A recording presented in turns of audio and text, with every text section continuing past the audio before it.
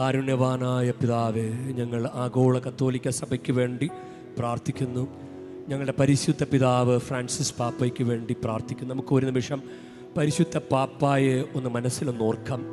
ആശുപത്രിയിലായിരിക്കുന്ന പരിശുദ്ധ പാപ്പായ്ക്ക് സൗഖ്യാനുഭവം ഉണ്ടാകാൻ വേണ്ടി ഒരുപക്ഷെ നിങ്ങൾ ഒരു വാട്സപ്പിലോ ഫേസ്ബുക്കിലോ ഒക്കെ നിങ്ങൾ ഒരു വീഡിയോ പ്രചരിക്കുന്നത് നിങ്ങൾ കണ്ടു കാണും. മാതാവ് പാപ്പായെ ആശുപത്രിയിൽ സന്ദർശിക്കുന്നതായിട്ട്.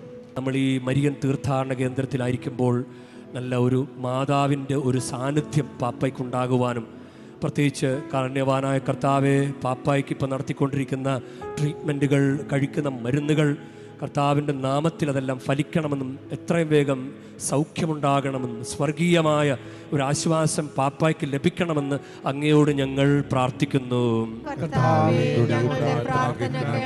കാരുണ്യവാനായ കർത്താവെ, പരിശുദ്ധ പാപ്പ, ഞങ്ങളുടെ സഭയുടെ തലവനായ പരിശുദ്ധ പാപ്പ ഫ്രാൻസിസ് പാപ്പയ്ക്ക് വേണ്ടി പ്രാർത്ഥിക്കുന്നു എന്ന ഒരൊറ്റ കാരണം കൊണ്ട് ഞങ്ങളുടെ ഈ ബലിയർപ്പണത്തിൽ ഞങ്ങൾ വയ്ക്കുന്ന സകല നിയോഗങ്ങളെയും ഏറ്റെടുത്ത് അനുഗ്രഹിക്കണമെന്ന് അങ്ങയോട് ഞങ്ങൾ പ്രാർത്ഥിക്കുന്നു.